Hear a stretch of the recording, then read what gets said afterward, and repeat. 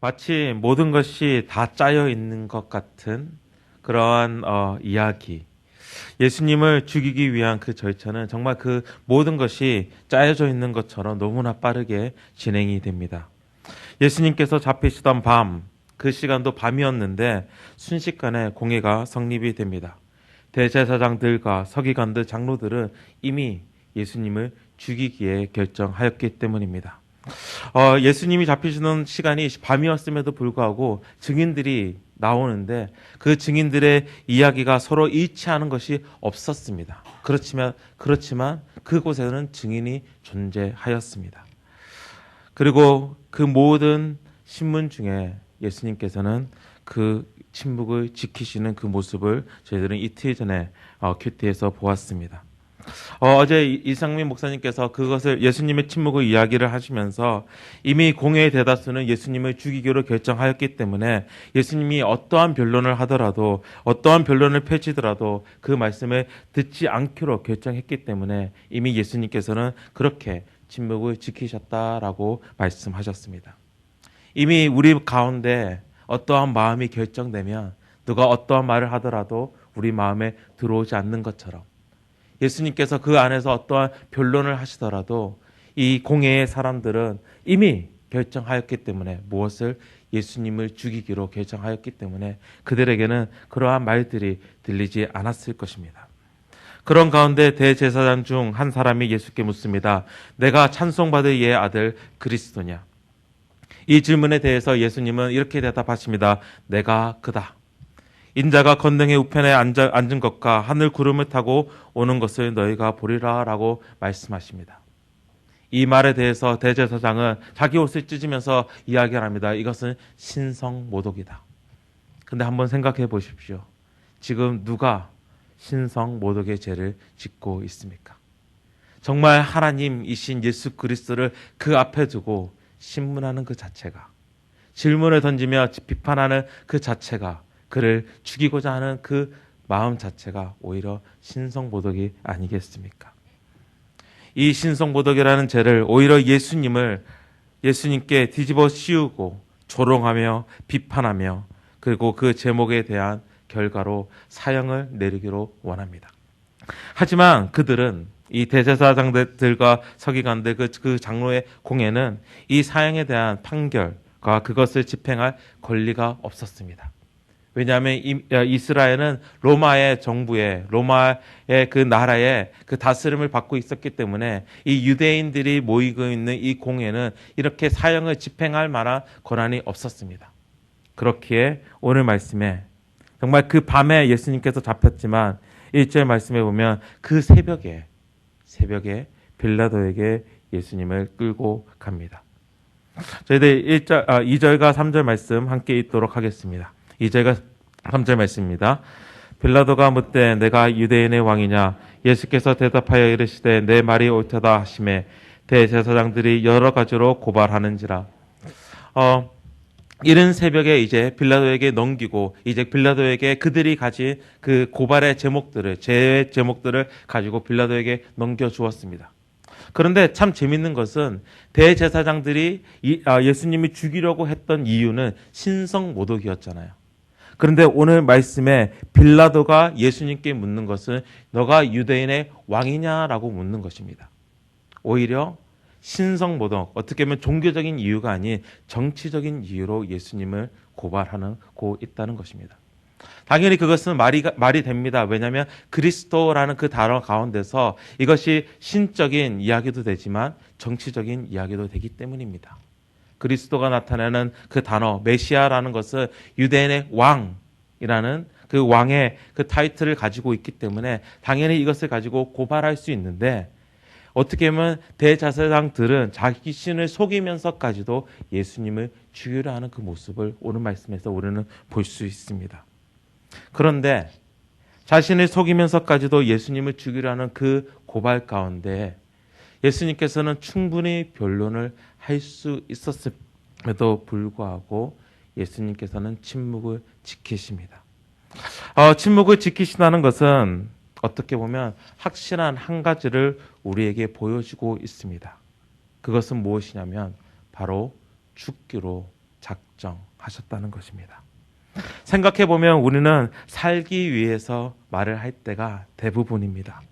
어떠한 억울한 일을 당했을 때 우리는 당연히 우리의 목소리를 높여서 우리를 변론하고 우리가 당연한 것을 이야기하면서 우리의 자아를 나타낼 때가 많습니다. 우리는 말을 함으로써 우리의 자아를 오히려 살릴 때가 많다는 것입니다. 그렇지만 오늘 대제사장들의 그 고발 가운데서 또한 이 빌라도의 신문 가운데서 예수님은 아무 말도 하지 않으십니다. 자신이 죽기로 작정하셨다는 것입니다. 우리가 어떻게 더 예수님께서 죽기로 작정하셨다는 것을 볼 수 있냐면 빌라도는 오히려 예수님을 놓아주기 원했어요. 그렇지 않나요? 왜냐하면 자신이 신문하는 가운데서 너가 유대인의 왕이냐라는 그 질문을 던졌을 때 내가 그다라고 예수님께서 대답하시지만 어떻게 보면 이때까지 예수님의 행적을 로마 정부에서도 충분히 눈여겨보았을 것입니다. 왜냐하면 많은 무리들이 예수님을 따랐기 때문에.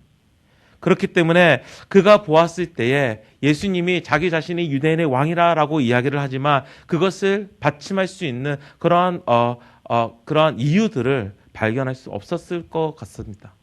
그렇기 때문에 빌라도는 이 죄가 없으신 분을 심판하기에 또한 이 죄를 어떻게 보면 그냥 단순히 어떠한 죄로 생각해서 그냥 벌을 주면 되는데 사형에 취할 수 있는 그러한 구도를 발견하지 못하였을 것입니다.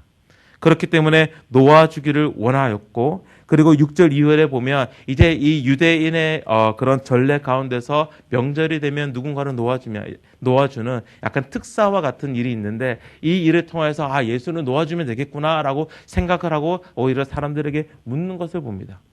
오히려 빌라도는 예수님께 어떠한 한 문장이라도 어떠한 변론이라도 듣고자 했을 것입니다. 그렇지만 이미 죽기로 작정하신 예수님께서는 침묵을 지키십니다. 왜 예수님께서 침묵을 지키고 계시며 죽기로 작정하셨습니까?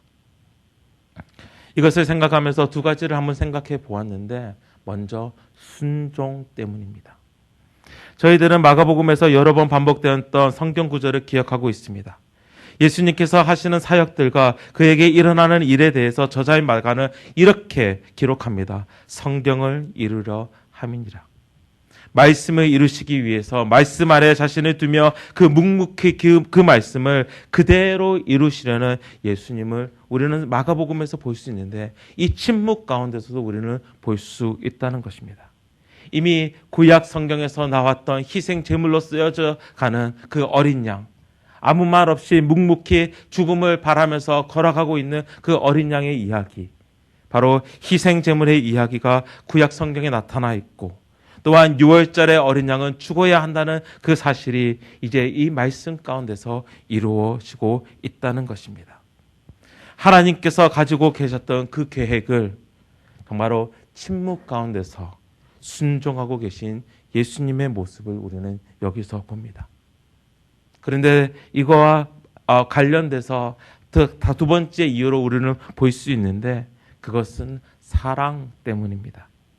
나에 대한 사랑, 우리에 대한 사랑, 교회에 대한 사랑 때문에 예수님께서 죽기로 작정하는 이유는 오직 그의 죽으심으로 말미암아 그가 희생제물로 드려지심으로 말미암아 우리에게 속죄함이 구원이 주어지기 때문에 결국은 우리에 대한 사랑 때문에 침묵을 지키고 계시다는 것입니다.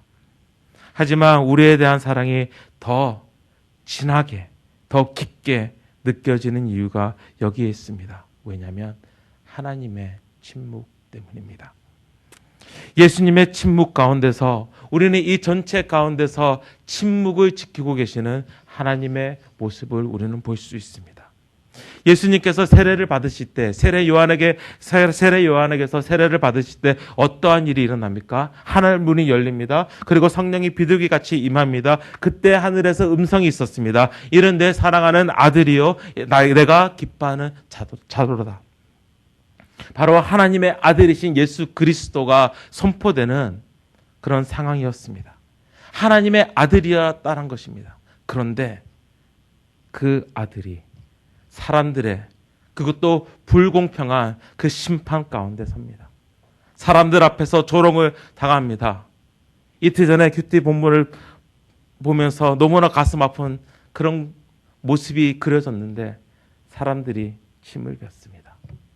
얼굴을 가리고 그 얼굴을 때립니다.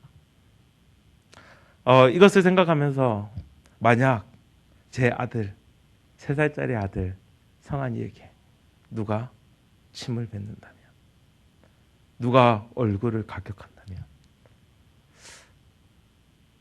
생각만 해도 울분이 터져 나오더라고요. 저는 가만히 있지 않을 것 같습니다. 당장 그곳으로 뛰어가서 뭔가가 소리쳤을 것 같습니다. 그런데 하나님께서는 침묵하십니다. 나중에 예수님께서 십자가에 매달려 부르짖으십니다. 아버지를 찾습니다. 나의 하나님, 나의 하나님, 어찌하여 나를 버리시나이까.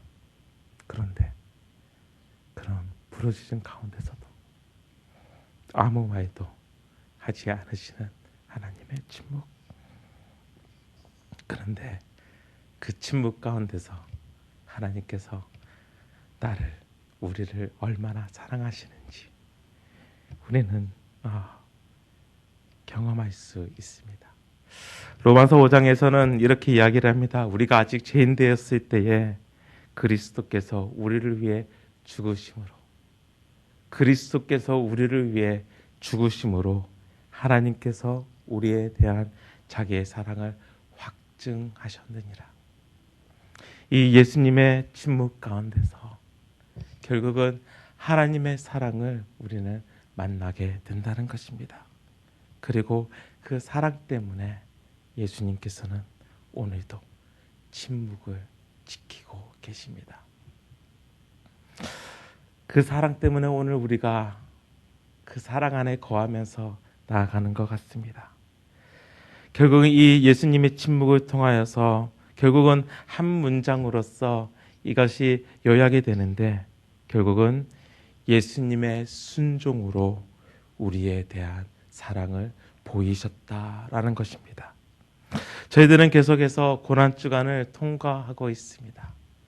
그 통과하는 그 가운데서 우리가 계속해서 묵상하는 것은 예수님의 고난이지만 그 고난이 어떻게 우리에게 왔습니까? 순종함 때문에, 그리고 사랑하심 때문에.